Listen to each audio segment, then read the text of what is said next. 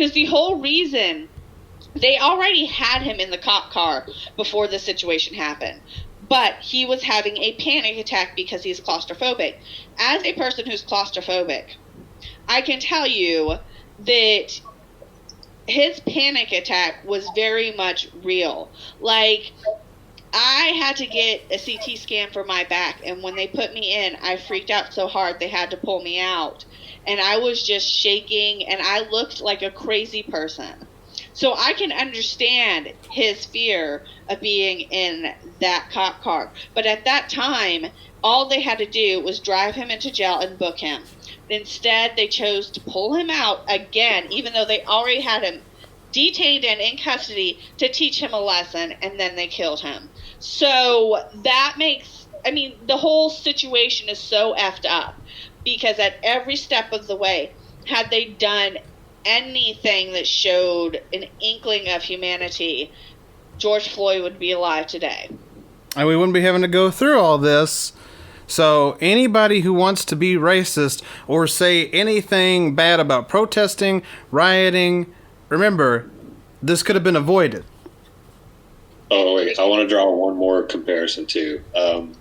David McAtee, he was killed in Louisville over the week.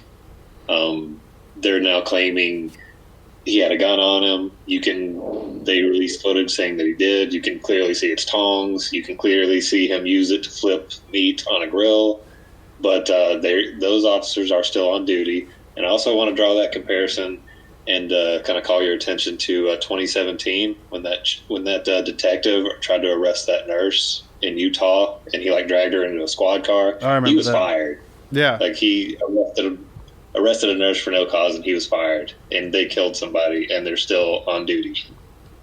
Aren't the cops that killed Breonna Taylor, aren't they still on duty? Or are they on? They are still. Well, they're. I don't know if but they just reopened up the investigation, so I don't know if they've been removed since then. Okay. Because they closed it. They said, well, they made a mistake. It's tragic, and they closed the investigation.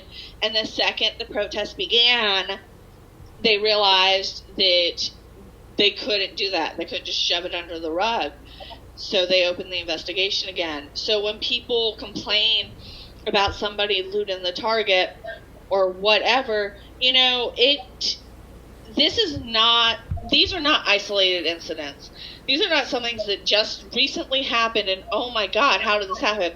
This happens every week, every month, probably every day in this country, where persons of color are murdered by those in authority who are supposed to protect the public.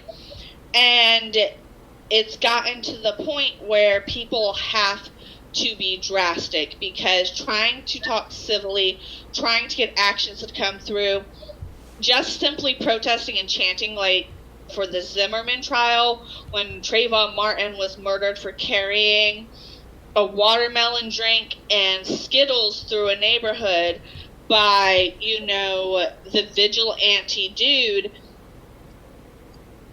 it's not an isolated incident, so it has to be drastic, it has to be loud, it has to bring up attention to individuals who care, and people did not care about anything that the communities of color were saying until the protest turned to a point where it had to be in their face.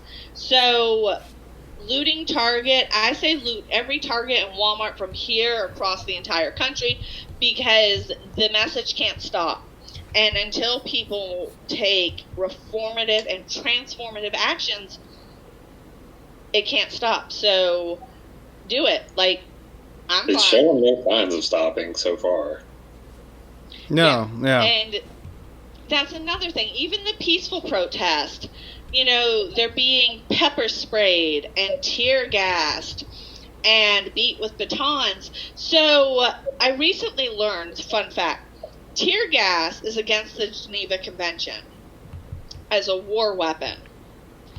But I was aware, and I knew that we had used tear gas in Vietnam.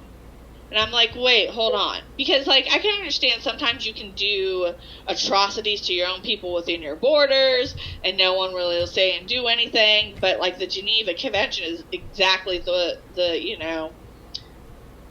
the rules their of national war. standard of law we're supposed to adhere to at all times. Yeah, so like everybody's supposed to.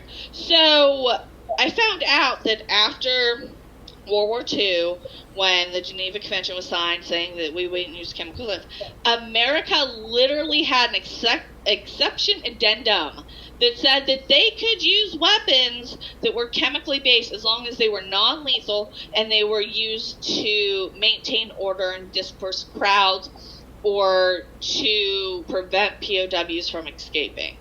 So America literally has the tear gas get out of jail free card. So when you hear that it's against the Geneva Convention, it is, but the reason they're not going to step up is because America, being this superpower or whatever, was given this right to use it. America!